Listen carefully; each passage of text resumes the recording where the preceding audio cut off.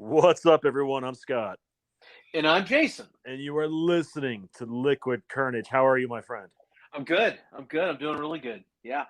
Another great week in the books. Another great week to great podcast. I mean, we're just everything's going in the right direction. Yeah, I mean, and we neglected to mention this last week, probably because we didn't look at the schedule on our fantasy football leagues. But currently, in the Liquid Carnage Bowl, with one game to go this week, I have a slight 6 point lead with one player to go, and you also have one player to go.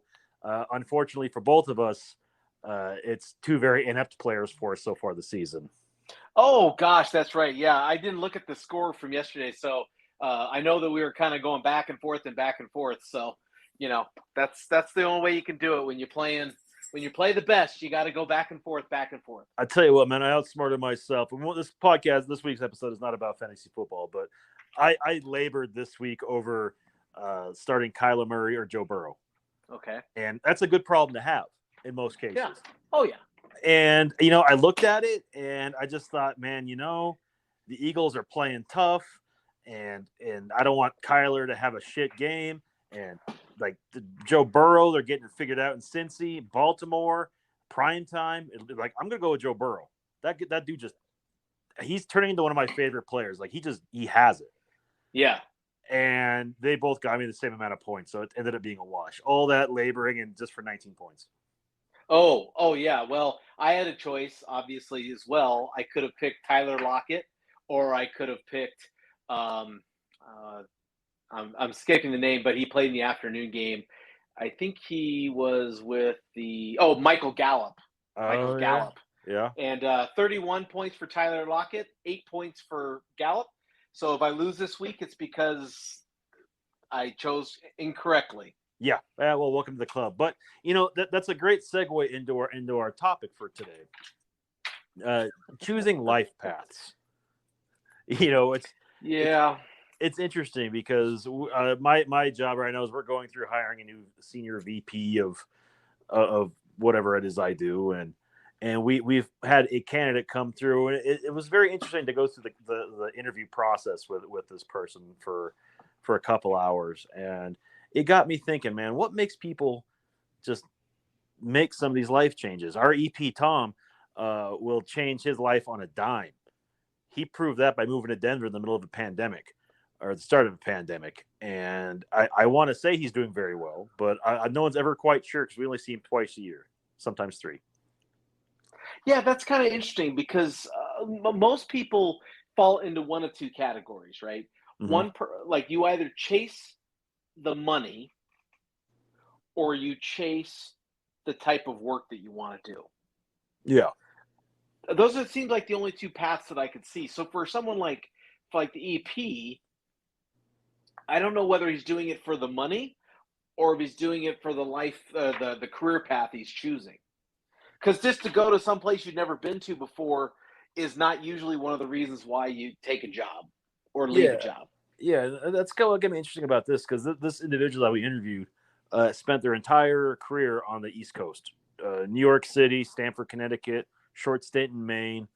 Then all of a sudden, they're interviewing out in Arizona, and to me, that's a weird juxtaposition when you spend your entire career in one region, and then for no rhyme or reason, from what we could tell, you're not working your way out west. It's just one day you're here, and the next day you're hoping to be out in rural Arizona. And I'm a pessimist when it comes to things like this, so I always wonder, like, what are you leaving? Are you having your Jennifer Lopez enough moment where you're getting out of something bad, or is it your eat, pray, love moment where you're just going to go start fresh somewhere new? Like, why us? Why here? Why now?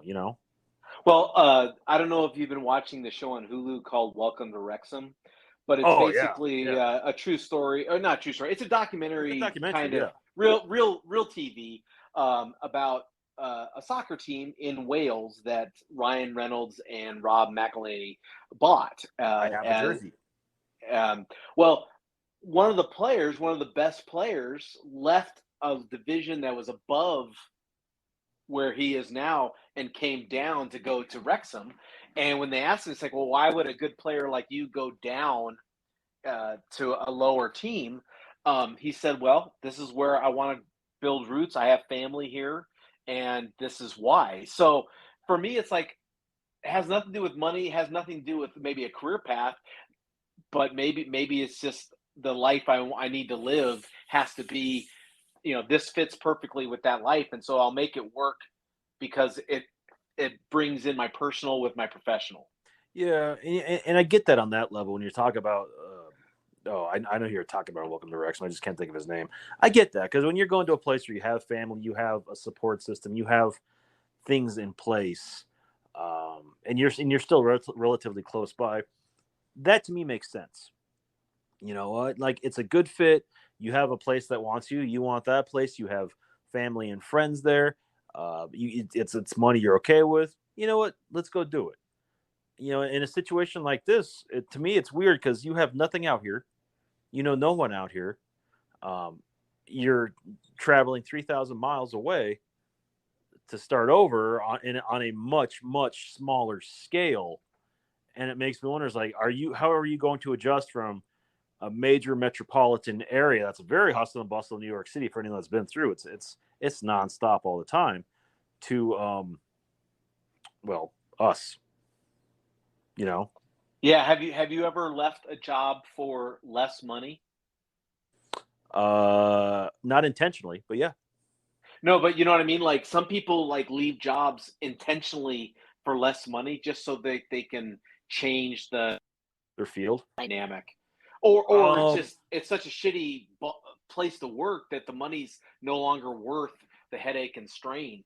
I have a friend who did that. I mean, they left a job where they were making much more money, and took a step down in pay just to get out of a toxic uh, work environment. Now, subsequently, they've done really well at this new place, and so they've actually moved up and moved above where they would have been at the other place. But a lot of people would have said, "You're crazy. Why would you take a job that's less money than where you're currently earning?" you know And their excuse was, "Well, you don't know where I'm working." It yeah, was pretty bad. It was pretty bad. and I'm very upfront with the idea of taking a step back to take a step forward. I think if the situation fits and you can take a step back to move forward, I think you should.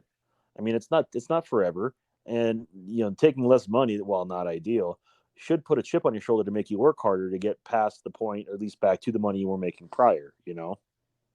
Well, I'll give you a personal example. So I'm at a point in my career where at my current job, I think that they would love for me to move into like a lead position of the software developers because now they brought on two new software developers Mm-hmm. with me. So there's me and these other two people. And I think that they would like someone to become a lead of the developers so that the boss can do other things.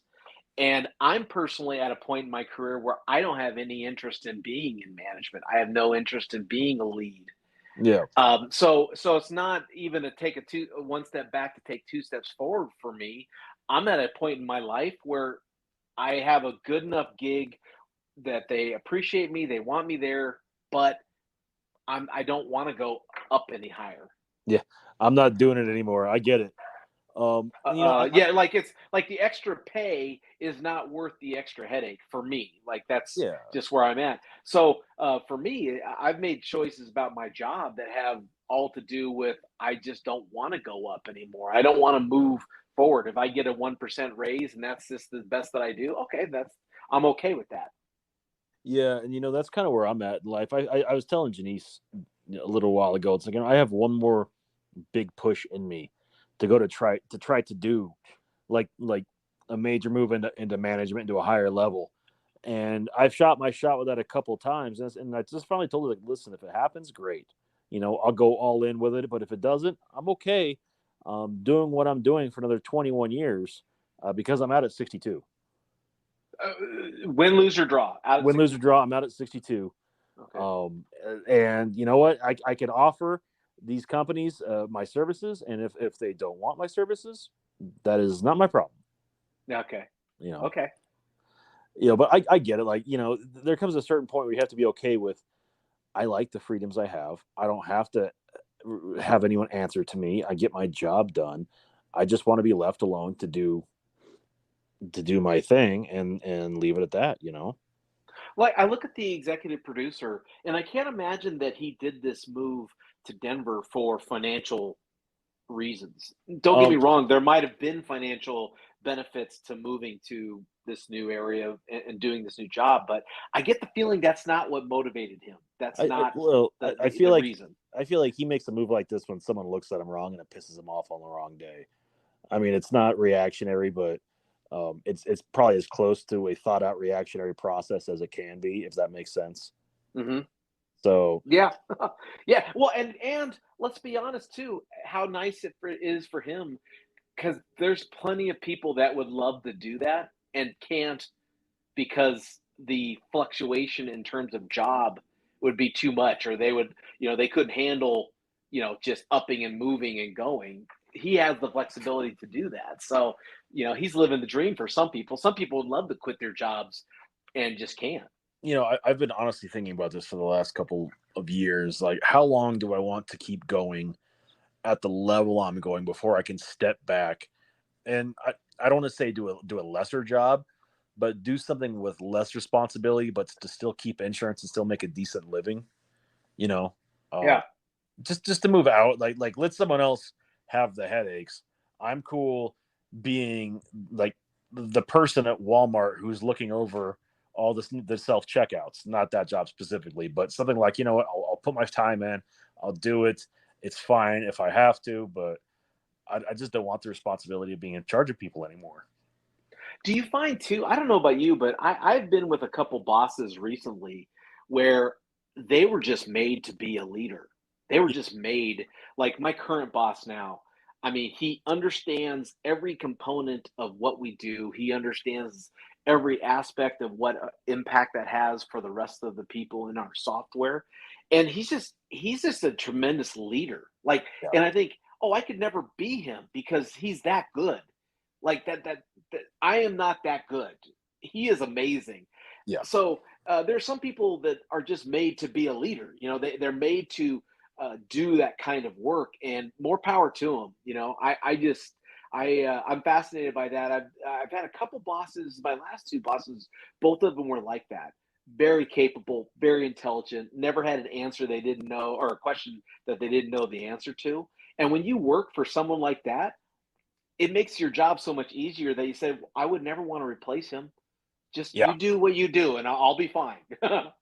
Yeah. And I don't think I've ever actually really had that. Every boss I've ever had has had to work at being a leader, and that's a different tone altogether. Because some people, you just do it; they have that vibe. You want to follow them. You run through a brick wall for them, right? Whether they're right, wrong, or indifferent, it doesn't matter. They sell you on what they're trying to do, and you want to get behind them on that. And I haven't been around that, so I'm curious as to what that would be like, because it sounds great. It sounds very Oh, envious. Like I can fall in line with this real quick instead of having to think to yourself, all right, I know what they're trying to do. I just have to, get myself wrapped around it and then go. yeah, I have to admit, Noreen is like that in her industry. I mean, there's not anything in her industry that she hasn't seen before, that she doesn't thoroughly understand, and it's almost like she has an in-depth knowledge of it, where most people look at it superficially at a problem that comes up, and Yeah, she has the ability to find the depth or the meaning of why we do what we do, and what can. And I'm sure for her people what as well. It's like, you know what, I trust that. Like, I know that someone, even though I may not like her correcting me about it, I know that I trust that when she says something is going to get done, she knows what she's talking about. Yeah, I don't know. A lot of people don't have that, so I can see why leaving a job where you don't have that kind of leadership makes a lot of sense. the other side, when you have leadership like that, though, it also spawns you to have more responsibility, and you take more accountability for your people. I have a few people that report to me, and I have to trust them implicitly, because they do much different things, and they can get into the weeds of those things that I don't have time to get in the middle of. And you have to be able to trust that they're getting the job done and getting the job done effectively, and that goes a long way.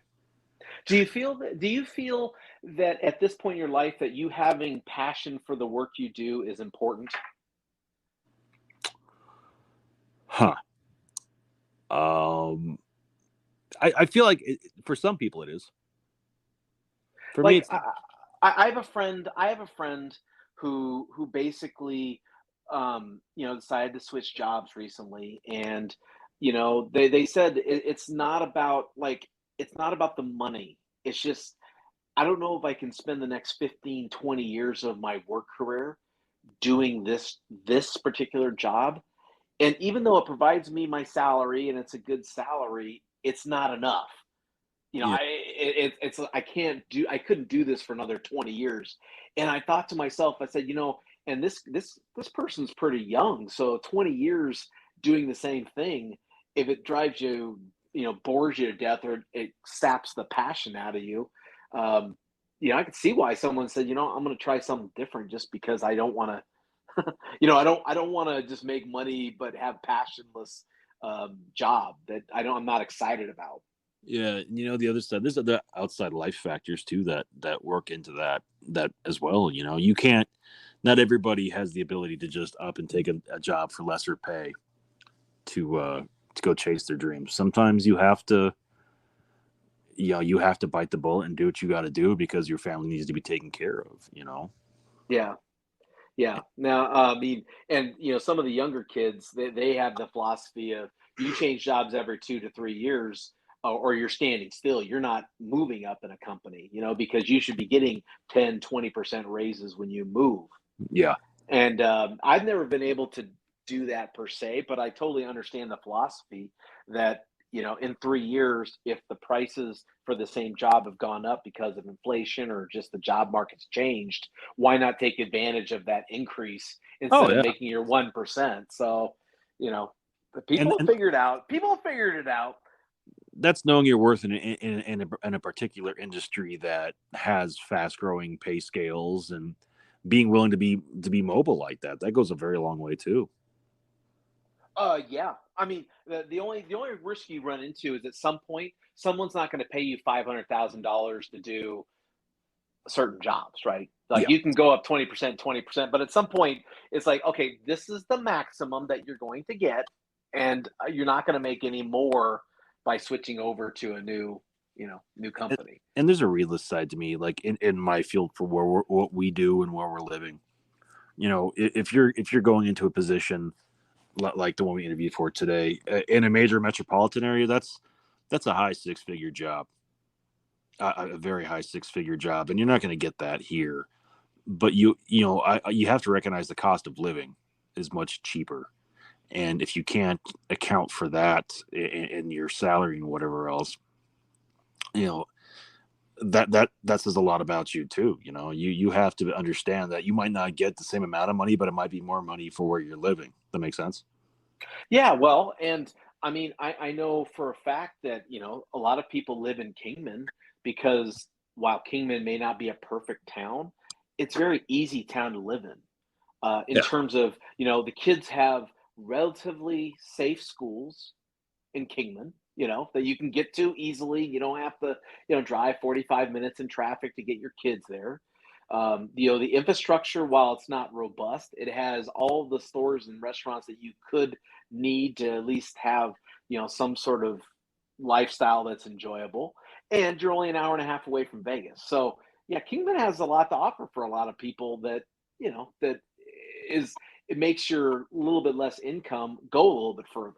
And that's why we have such an influx from California moving in here. And inadvertently, that's also driving up the cost of everything because they move in with cash money from the houses they sold in California. Those prices go up over here because they're paying over market value to get into the Right. house, and they're Yeah. still retiring on a couple $100,000. Yeah. Yeah. No, I mean, I think that's with the jobs too. I mean, I know that that was the hard part is, we need to raise the income levels of the IT department. Well, why? Well, because if you want good people to come here, you've got to pay them. You can't pay them, Yeah, small potatoes. You got to raise the prices. Oh, okay. So we raise the prices, which means that you get more people coming who are going to spend more, but that means that prices go up on other things. So yeah, yeah, it's a vicious cycle. and that's just the way life is, though. But that's also the cycle of free enterprise. Well, and ultimately, I do feel that while KRMC may not have it down perfect, I do feel they've done a pretty good job to make the incomes attractive enough to at least be able to get some good people from away from the Kingman area to come because they've made them at least competitive enough where you can sell that. Yeah, but you talk about just life in general in small communities.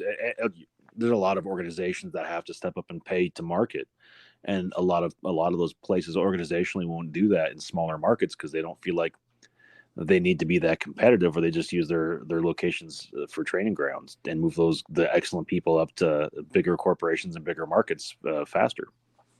Yeah, I've been doing some reading of some of the financial indicators, like from the Fed and from the federal government, and they're completely mind boggled because they keep raising interest rates, and the focus is we want to raise rates so that spending in the economy slows down, which would then obviously lower inflation because then the supply and demand would start to bounce out.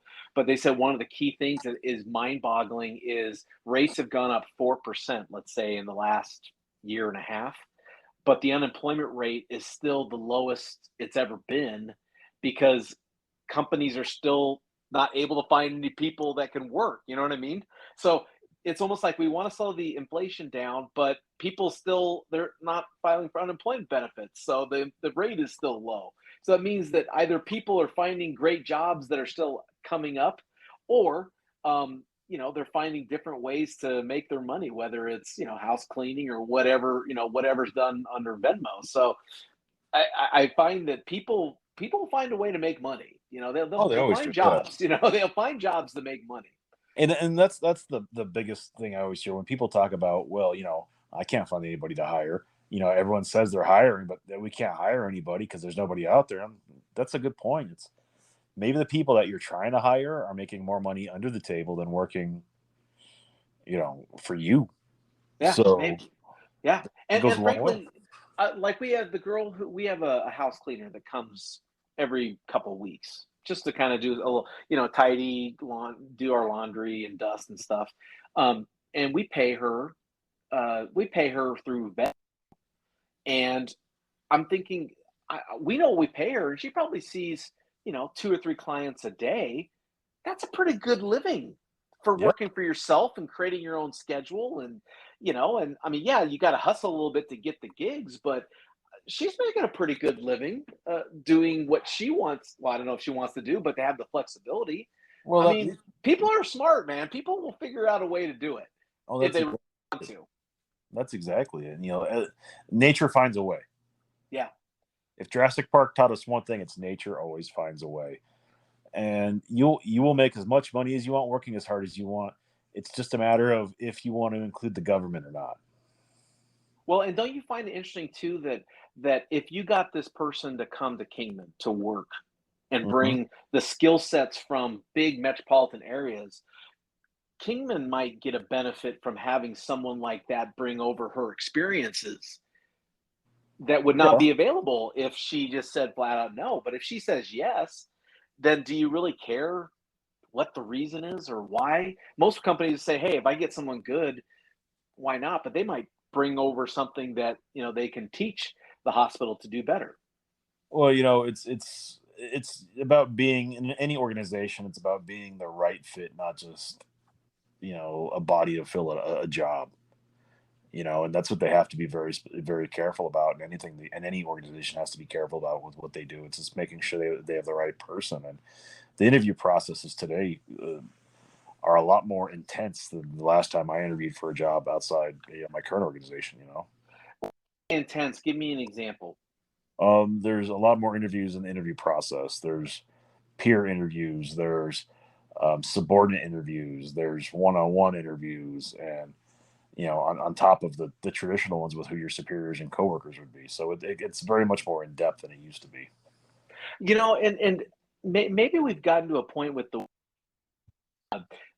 we're not so stuck in traditional types of jobs or tr- traditional types of um, I don't want to say stereotypes, but Like, for example, if you say that you're a manager of a McDonald's, there used to be a kind of a stigma, Stigma.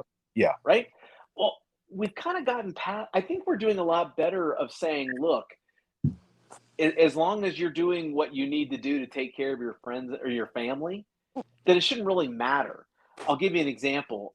We had the opportunity to go to a play um, last Friday, and what we've been doing is when we find the theater that we're going to go to, we try to find a restaurant around where the theater is. Well, we found a restaurant, and restaurant. It was pretty nice. You know what I'm talking about. Like the meals were more than just Yeah. $10 or $15, right? So we go in there, and the waitress, she doesn't come across as anyone who's like, a master's degree in food hospitality. I mean, she's just a woman who's a server. But we realize that she's probably making 70 to 90 thousand dollars a year Oh yeah. because of this restaurant.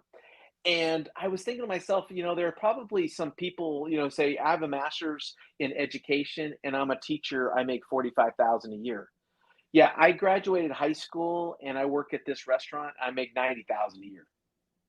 And so the stigma of saying, well, you work as a server in a restaurant, we're changing. It's like, well, wait a minute, that's not a stigma. Not only are you taking care of your family, but you're making a lot of money doing Well, that. I And so, think so the stigmas are starting to go away. I think of the traditional stigmas of, oh, well, if you're a manager of McDonald's, then oh, that's a crappy job. No, it's probably a good job. well, I think when you talk about like a manager at McDonald's versus a waiter or waitress at a high end restaurant are two very different things. But you're right. You tend to do pretty well with those things, comparatively speaking, today, than some people do with their degree programs and so forth. But I think what you have to remember, those are a lot of life choices too. At a certain point, you're right. You can get a master's in education and go teach and make 45, 50, $60,000 a year, or you can go sling food for a high end restaurant and make 90,000 on a good year that's busy. And it's probably less work mentally, but it's more taxing on your body. So there's give and take to it too, But you take what's best for you at that time and you run with it. Well, and I think that the other thing that I have to keep in mind when it comes to work is we all as workers need to feel appreciated, valued. We contribute something, right?